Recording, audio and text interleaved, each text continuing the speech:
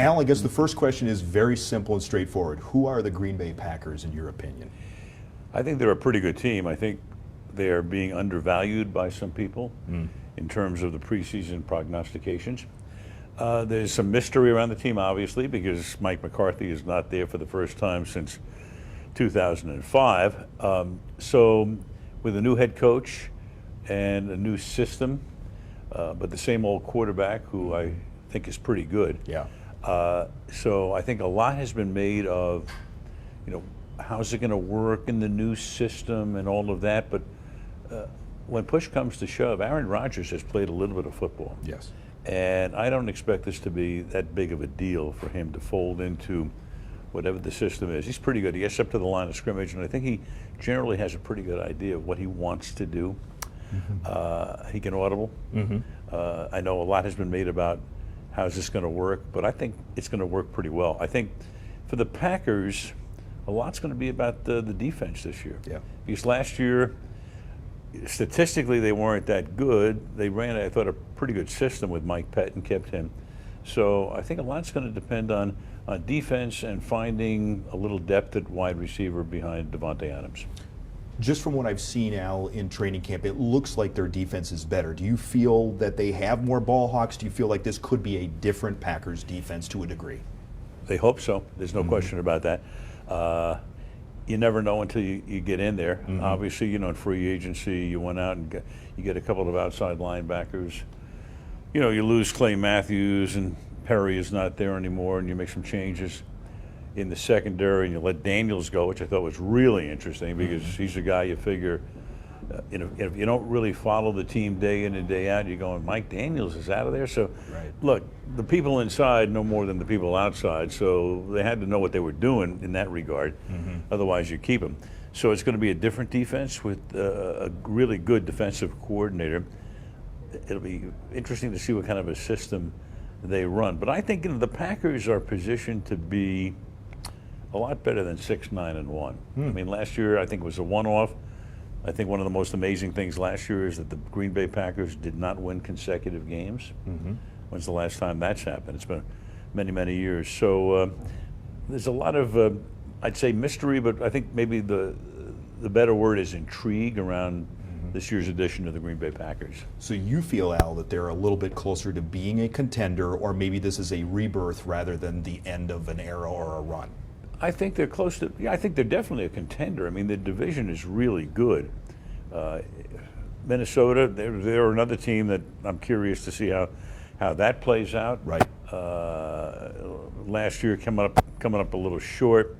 We know Chicago's good, 12 wins last year, and in every game. And the Packers, I mean, also the thing about last year, I think what happened to the Packers too is Aaron Rodgers was never the same after the opening night. Right. He wasn't even the same in the second half of opening night, but of course the adrenaline kicked in and he had that unbelievable dramatic comeback. But after that, I mean, he's got the brace on every week. And I mean, he's not the Aaron Rodgers that we knew. Now you've got him healthy. So you got a healthy Rodgers. You got, I think, some pretty good parts. The rest of the team nicely is filled in. Lafleur comes in. I don't know. I mean, we'll find out. He could be, the next boy genius. But I would not discount the Green Bay Packers. Any concern about Rodgers, Lafleur, new coach, and yesterday Lafleur kind of bristling a little bit, not over the top, but a little bit about continually being asked how much Aaron can audible? Any concern? I think that what Lafleur was bristling about was the constant media attention. He wasn't bristling at Aaron. He's in there, and these days, I mean, it's just incessant. Yeah. The media gets in there, and they're a dog with a bone, and they will not let the bone go. They will not let it go, and it's the same thing over and over. And if you're a head coach of a National Football League team, I think one of the things that the guys have learned is you've got to deal with this. Now, you can deal with this in any number of ways. You can deal with it like Bill Belichick and be so incredibly off-putting and make the questioner seem like, well, the questioner feels like a jerk when he walks away. So it's worked pretty well for Bill. I mean, that's been a nice template, you might say.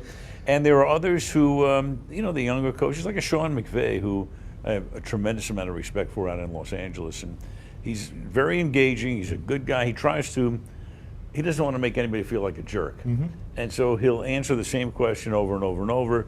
And that's, I think, what Lafleur got upset with is the fact that he just keeps having to answer these questions around the clock, and that's going to flip anybody off. Absolutely. Final two things, because I know you're a busy guy. I appreciate the time. This Sunday Night Football animal, we appreciate the fact that it's been #1, seems like forever, but it's been like a decade or whatever. What is it like to eight be, years. Isn't that something? Yeah. What is it like to be at the controls of this thing? Well, I don't think of myself at the controls. I think we're a fantastic team. And if we have a quarterback, our Aaron Rodgers would be Fred Godelli, who's our producer.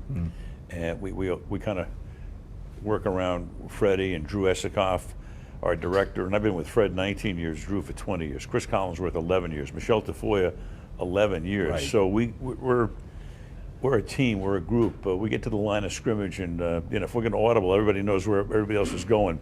And it's a lot of fun because there's a tremendous element of trust. We know each other so well. We have a lot of fun with it, and it's exhilarating. Those 3 hours on the air are pretty good. I mean, there's a lot of work that goes into it. And people say once in a while, what do you do? You show up at 2 o'clock on a Sunday? Oh yeah, I fly in, I read the paper, and I go do a game. The preparation, I liken it to a final exam. And every week, you're taking a final exam every week, going for your master's. So the preparation is intense. We go through it hours and hours, but the payoff, the 3 hours on the air are pretty cool. And then the best thing, of course, is if the game is really great, that's perfect. You're prepared for it, you know what you're doing, and then you got high drama. That's the best. Our sales department loves you, by the way. They want me to send thank yous. And the final thing is, yes. We are the Olympic station. We are the Olympic network. Right. Can you believe 40 years since your iconic call? Can I believe in 4 decades? I can believe in miracles, but I'm not sure I can believe in 4 decades. It's hard. It really is amazing in a way. And I talked to Mike Eruzione a lot, who scored the game-winning goal. I see Mark Johnson from time to time, and it's like, whoa, what happened here? I mean, at the 25-year mark, that was 25 years ago, 30. Now it's 40. Now it's 40. I mean, half the country wasn't even alive in 1980. So it's a fantastic thing to think back upon. I know I've always been the kind of guy to either live in the present or live in the future. I don't like to go back to the past too much, but if you got to go back to the past, that's a really cool thing. And what I love the most about that whole situation is that to this day, I'll be somewhere and the father is like 50 years old and he's got this kid with him. His kid is 15, so the father sort of remembers it. The kid, of course, wasn't born, but the father has passed the story along to the kid. And just in talking with the two of them, and this happens a lot, the kid's as excited as the father. Yeah. Because it's a story that it was so special, and I give a lot of credit for the revitalization of it in a way. The movie Miracle was really good because it wasn't perfect, it wasn't a documentary, but they got the essence of it. And when people watch that movie to this day, I hear them say to me, oh, I watched that movie, it's so great, I've watched it like 10 times. I'm going, wow, and that's not the real deal. The real deal was something else. So I think back upon that, and I know people say to me, I've had a chance to do a lot of great events, Super Bowls and World Series and high drama, and they say, what's number one? I go, what's number one? I said, number two is so far behind number one it can never catch up. That's number one. I'd ask you for a Euchre story, but I don't know if you could tell most of them on camera. I could tell you one. Okay. Oh yeah, well, it's my favorite Euchre story. It's probably been around, but okay. So Euchre and Howard Cosell and I are doing a game in, I think it was Houston, around 1980. Okay. And Cosell was the kind of guy who would say, baseball, it's such a simple game. They make it so much more complicated.